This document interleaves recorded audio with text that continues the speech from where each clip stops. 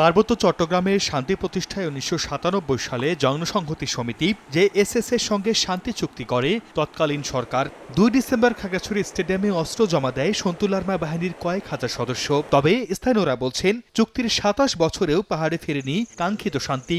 সব চুক্তির পূর্ণ বাস্তবায়ন হয়নি। এ কারণে বারবার বাঙালিদের সঙ্গে বিরোধ তৈরি হচ্ছে ক্ষুদ্র নৃগোষ্ঠীর। অন্যদিকে আধিপত্য বিস্তারের জেরে ক্ষুদ্র নৃগোষ্ঠীগুলোর মধ্যেই তৈরি হয়েছে নতুন নতুন দল।